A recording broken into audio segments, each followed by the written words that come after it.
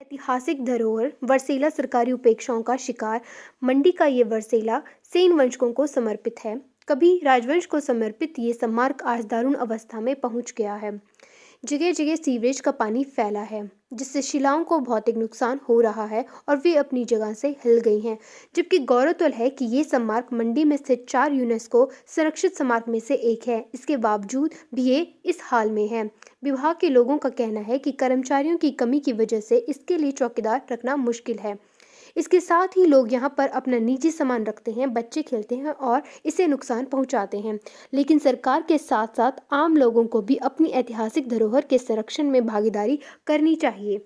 Sir, जैसा कि हम इस वक्त ऐतिहासिक धरोहर बरसीले में ही खड़े हैं, तो आपके द्वारा यदि आप कुछ बता सकें कि ये किस चीज़ को समर्पित है। ये शिलाएं जो बनाई गई हैं कई सौ सैकड़ों साल पुरानी, ये किस चीज़ को समर्पित है, क्या ये प्रेजेंट करती हैं और ये आने वाली पीढ़ियों को इसको किस प्रकार से संभालना चाहिए। ये राजाओं के वंश से है। जहाँ इनकी किसी भी राजा की मृत्यु होती है तो उसकी एक प्रतिमा बना दी जाती है। देखने में आया है कि लोग अपनी ऐतिहासिक धरोहर को लेके जी बिल्कुल भी जिसको बोलते फिक्रमंद नहीं है।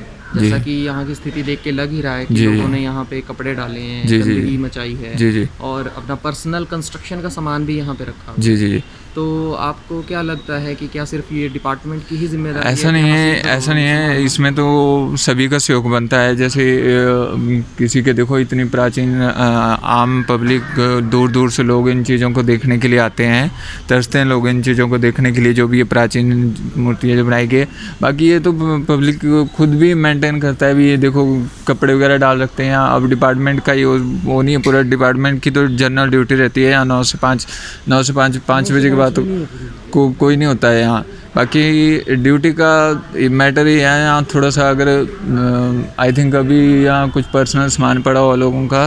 बाकी ड्यूटी का मैटर ये है थोड़ा सा हमारे डिपार्टमेंट के, अभी यहाँ मंडी में स्टाफ की थोड़ी कमी चल रही है। आई थिंक जस्ट कुछ और मोनूमेंट्स में भी काम लगा कि जो यूनेस्को के अंडर जो फंड आता है इन धरोहरों को मेंटेन रखने के लिए ताकि ये लंबे समय तक टिक सकें, उसके द्वारा जो खर्च किया जाएगा, तो उसके द्वारा अगर इन फ्यूचर कोई प्लानिंग है डिपार्टमेंट की इन चीज़ों को एस्टेब्लिश करने की ताकि टूरिज़्म भी बढ़े और इन चीज़ों के रख रखाव में एक पॉजिटिव व्यू भी देखने को मिले। डिपार्टमेंट तो काम करवाएगा, एस्टीमेट इसका बना हुआ है। जैसे एस्टीमेट पास होगा वहीं यहाँ काम शुरू हो जाएगा। उसके बाद हमारे नए साहब आए हुए हैं, तो जैसे एस्टीमेट पास करेंगे तो हम यहाँ काम शुरू कर देंगे। सर, देखने में ये भी आया हुआ है कि बरसेले में जगह जगह हमने देखा, हमारी रिपोर्ट में देखने को मिला कि यहाँ सीवरेज का पानी घुसा हुआ है, गंदा पानी नाले का घुसा हुआ है। तो इसको लेके जो यहाँ पे नगर परिषद है, अब तो वो नगर निगम बनने वाला है, पर अभी ऑफिशियल वो नगर परिषद ही है। तो उस डिपार्टमेंट को लेके अगर आपका कोई है प्लानिंग की लेटर डालना या इन्फॉर्मेशन या संज्ञान में लाना उनके? नहीं, हम नगर परिषद को लेटर लिखेंगे। सीवरेज लाइन उन्हीं की है और उन्होंने इसको काम करना है। हमने उनको आज ही लेटर डाल देंगे। और पहले भी हमने मुख्य रूप से बात की है उनसे कि ये सीवरेज का पानी लीक हो रहा है और इसको बंद किया जाए। यहाँ के पार्षद से भी बात हुई थी, तो उन्होंने कहा इसको बंद कर देंगे। भाई तो इसका पूरी देख रेख करती है, ऐसा नहीं है। आजकल ऐसा है कि हमारे थोड़ी स्टाफ की कमी की वजह से हम एक आदमी को दूसरे में नोट ट्रांसफ़र कर देते हैं, 2 घंटे के लिए इधर, 2 घंटे के लिए उधर, कमी होने की वजह से। अभी हमारे नए साहब आए शिमला में, तो जैसे हमारे टेंडर पास होंगे तो हमने यहाँ परमानेंट आदमी ड्यूटी लगा देना है। और ड्यूटी के मामले में आज के बाद आपको शिकायत नहीं मिलेगी आगे के लिए। जैसे कैसे हम यहाँ करेंगे, उधर से हटा के इधर लगा देंगे, वहाँ से वहाँ कर देंगे। चुनाव के जरिए जो हमारा ये मामला संज्ञान में आया और इसके लिए हम इनका भी बहुत बहुत धन्यवाद करते हैं। और शुक्रगुजार करते हैं इनका भी, जो इन्होंने हमारे यहाँ पर आने में वो किया कि हमें भी जागरूक किया। और बाकी सबको हम यही हाथ जोड़ के विनती करेंगे कि सबके इन चीज़ों को संभाल के चलना, तो सबको मिलजुल के चलना चाहिए। हमारी प्राचीन धरोहर है तो हम इन्हें भी संभाल के ही रखें सबको। ये डिपार्टमेंट का ये नहीं है कि डिपार्टमेंट ही इसका वो है। समारोह आयोजन की अनुमति को लेकर ऑनलाइन करें आवेदन। कोरोना काल में सामाजिक समारोहों की अनुमति को लेकर ऑनलाइन आवेदन किया जा सकता है। इसके लिए वेब पोर्टल covid.hp.gov.in पर अनुमति मांगी जा सकती है। यह जानकारी उपायुक्त ऋग्वेद ठाकुर ने दी। उन्होंने लोगों से अपील की कि वे शादी, ब्याह या अन्य किसी भी समारोह में सम्मिलित होते हुए मास्क अवश्य पहनें और सैनिटाइजर का इस्तेमाल करें और सामाजिक दूरी का पालन करें। ऑनलाइन आवेदन कर पाने से अब लोगों को सरकारी दफ्तर के चक्कर नहीं लगाने पड़ेंगे और भीड़ को इकट्ठा होने से रोका जा सकता है। ऋग्वेद ठाकुर ने कहा कि कोरोना के बढ़ते हुए खतरे के मध्य सभी को सावधानी बरतने की आवश्यकता है और जनसहयोग से ही कोरोना के खिलाफ जंग जीती जा सकती है। शादी, ब्याह जैसे आयोजनों में कोविड प्रोटोकॉल का पालन करना जरूरी। सदर उपमंडल प्रशासन ने बढ़ाई सख्ती। कोरोना संक्रमण के बढ़ते हुए मामलों को मद्देनजर सदर उपमंडल प्रशासन ने शादी, ब्याह और अन्य समारोह के आयोजनों के संबंध में जारी दिशा निर्देशों को लेकर सख्ती बढ़ा दी है। एसडीएम सदर निवेदिता नेगी ने कहा कि उपमंडल प्रशासन की टीमें शादी, ब्याह या अन्य समारोह में सरकारी दिशा निर्देशों को लेकर औचक निरीक्षण कर रही है। अवहेलना करने पर एक्शन लिया जा रहा है। इसके अलावा बाजार, दुकानों में मास्क न पहनने, सोशल डिस्टेंसिंग का ध्यान न रखने पर और हैंड सैनिटाइजर न रखने पर कड़ी कार्रवाई की जाएगी। एसपी मंडी शालिनी अग्निहोत्री ने कहा कि शादी और अन्य समारोह में जो केवल 50 लोगों की अनुमति को लेकर फैसला लिया गया है, वह लोगों की सहूलियत और सुरक्षा के लिहाज से ही लिया गया है। लोगों से उम्मीद की जा रही है कि वे सभी दिशा निर्देशों का पालन करेंगे, मास्क, सैनिटाइजर और सोशल डिस्टेंसिंग का ध्यान रखते हुए अपनी और अपने परिवार की सुरक्षा के साथ साथ सामाजिक सुरक्षा का भी ध्यान रखेंगे। आपके माध्यम से मैं एक और चीज़ कहना चाहूँगी कि अभी हाल ही में सरकारी आदेश जो दिए गए हैं कि किसी भी तरह के समारोह में एक तो फर्स्ट आप रजिस्ट्रेशन करवाएं।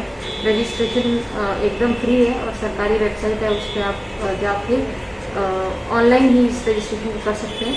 और आपके फंक्शन में 50 लोग जो एक लिमिट रखी गई है वो आपकी सुविधा के लिए है, ताकि कोरोना का जो स्प्रेड है बड़े समारोह में, शादी में, फंक्शन में, उससे हम बचें।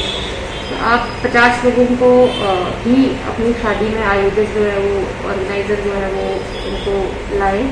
और साथ में जो आपके खाना बनाने वाले बोफी जो रहते हैं उनका कोविड टेस्ट करवाया जाए, सैनिटाइज़र और मास्क का प्रयोग जो है फंक्शन के दौरान किया जाए। तो इस पर भी हमारी नज़र रहेगी।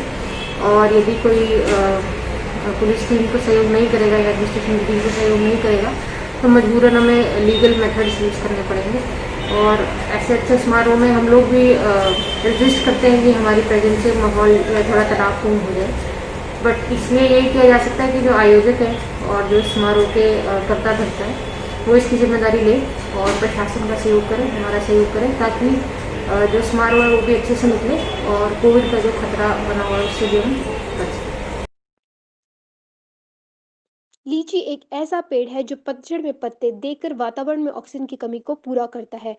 बलग क्षेत्र के निवासी पूर्व प्रशासनिक अधिकारी BR कौंडल एक प्रकृति प्रेमी हैं, जिन्होंने अपने बगीचे में 2 ऐसे लीची के पौधे उगाए हैं जो साल में 2 बार पत्ते पतझड़ वाले मौसम में पर्यावरण में ऑक्सीजन की कमी को पूरा करता है। जी हाँ, साल भर हरे भरे रहने के साथ बिना कोई केमिकल छिड़काव के देते हैं सुंदर फूल व मीठे फल।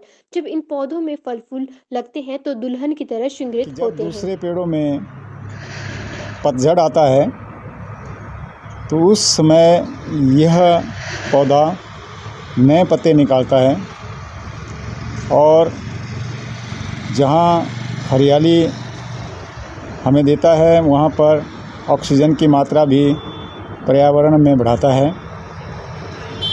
इस पौधे की एक और ख़ासियत है कि इसकी उम्र लगभग 100 साल से ऊपर बताई जाती है। और मैंने जब यहाँ घर बनाया था 2002 में, 2 पौधे मैंने लीची के लाए थे और अब ये फ्रूट बेयरिंग हो चुके हैं। इस बार जब लॉकडाउन था उस वक्त लीची के फल जब पके तो इस पौधे से लॉकडाउन के दौरान लगभग 100 परिवारों में ये जो फल था हमने पहुंचाया। आते जाते जो भी देखते उनको इसका स्वाद चखाते थे। हर व्यक्ति के दिमाग में आता था कि हमें भी ऐसा पौधा लगाना चाहिए, लेकिन ये स्वाद तभी आएगा जब आप अपने घर के आगे इस प्रकार का कोई पौधा लगाएं। मेरा आप सबसे अनुरोध है कि सड़क के किनारे जितनी भी नर्सरीज़ हैं उनमें लीची का पौधा बड़ी आसानी से उपलब्ध है। अपने घर में 1-2 पौधे अवश्य लगाएं। अपने लिए नहीं, आने वाली उन पीढ़ियों के लिए। अगर वो पीढ़ियां याद नहीं रखेगी तो ये पौधे आपको ज़रूर याद रखेंगे कि हमें इस धरती पर किसने लगाया है। इससे बड़ा योगदान मैं नहीं समझता कि पर्यावरण के लिए और अगली पीढ़ी के लिए आपके द्वारा हो सकता है। बीवीएमबी कॉलोनी अस्पताल बना डेडिकेटेड कोविड स्वास्थ्य एवं देखभाल केंद्र, 40 बेड की सुविधा। नेरचौक में भी कोरोना मरीजों को लेकर बनाया जा रहा 80 बेड का फैब्रिकेटेड अस्पताल। हर बेड पर मिलेगी ऑक्सीजन की सुविधा। मंडी में बढ़ेगी टेस्टिंग की रफ्तार। रोजाना किए जाएंगे कम से कम 1000 सैंपल। उपायुक्त ऋग्वेद ठाकुर ने यह जानकारी कोरोना की स्थिति और नियंत्रण पर विचार विमर्श के लिए बुलाई गई बैठक के बाद दी। बैठक में प्रशासनिक अधिकारियों के साथ साथ स्वास्थ्य विभाग के आला अधिकारी मौजूद रहे। ये अस्पताल जनवरी तक बनके तैयार हो जाएंगे। जिला में कुल 43 केंद्रों पर रैपिड एंटीजन टेस्ट किए जा रहे हैं। इसकी रिपोर्ट 15 से 20 मिनट में आ जाती है। जल्दी रोग का पता लगने से उचित इलाज दे पाना संभव है और समय पर इलाज मिलने से हजारों लोगों ने कोरोना से जंग जीती है। जल शक्ति मंत्री महेंद्र सिंह ने कहा कि आज हमने मंडी नेरचौक मेडिकल कॉलेज में कोविड-19 को लेकर चर्चा की। हमने बैठक कर अधिकारियों और हमारे कोरोना योद्धा चिकित्सकों के साथ इस महामारी से निपटने के लिए आगामी रूपरेखा बनाई। प्रदेश की जनता से आग्रह है कि इस वायरस से बचने के लिए सतर्क रहें और सरकार द्वारा दिए गए स्वास्थ्य दिशा निर्देशों का पालन करें। मीरपुर के भी है, इस करके ऐसा लगता है कि पता नहीं ये नेरचौक का एरिया, मंडी के एरिया कितनी डेथ्स नहीं हुई। माननीय मुख्यमंत्री जी ने अभी कुल्लू में 100 बेडेड हॉस्पिटल का जो है उसका लोकार्पण कर दिया है वर्चुअल रैली से। तो अब कुल्लू के पेशेंट यहाँ आना का अब बात कम हो जाएगा। वैसे मैंने ऐसा महसूस किया कि मंडी की बनिस्बत कुल्लू से ज़्यादा कोरोना जो है वो संक्रमित हुआ है, बढ़ा है। इस करके अब हम इस स्टेज पे हैं कि हम इसको कैसे कम से कम इस बढ़ते हुए को कैसे रोकें। तो उसके लिए हिम सुरक्षा अभियान जो चला हुआ है उसमें सभी काम कर रहे हैं। हमारे मुख्यमंत्री जी ने जब देखा कि यहाँ पर जितने हमारे बिस्तर की क्षमता है उस क्षमता को कैसे बढ़ाया जाए, अभी मुख्यमंत्री जी ने 2-3 दिन पहले जो है वो 6 करोड़ की राशि जो है आज अखिल भारतीय किसान सभा के आह्वान पर मंडी के मलोरी पर किसान सभा सीटू जनवादी नौजवान सभा द्वारा दिल्ली में चल रहे किसान आंदोलन के समर्थन में संयुक्त धरना प्रदर्शन और पुतला दहन किया गया। दिल्ली में किसान 3 किसान विरोधी कानूनों के खिलाफ पिछले 11 दिन से संघर्षरत हैं। 1 और 3 दिसंबर को सरकार ने जो बैठक बुलाई थी वह बेनतीजा रही और आज 5 दिसंबर को फिर से बैठक बुलाई गई है। किसान किसी भी हाल में इन कानूनों का निरस्तीकरण चाहते हैं, इससे कम कोई भी समझौता नहीं करना चाहते हैं। बिजली बिल का इसीलिए विरोध कर रहे हैं क्योंकि यह बिजली में सब्सिडी को खत्म कर देगा और बिजली का वितरण निजी क्षेत्र को दे दिया जाएगा।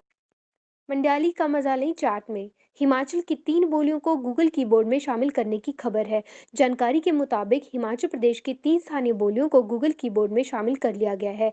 यह हिमाचल के लिए गर्व का विषय है। इस बारे में सोशल मीडिया में खबर आते ही लोगों ने अपने मोबाइल में गूगल कीबोर्ड अपडेट करके इन बोलियों में संदेश भेजने शुरू कर दिए हैं।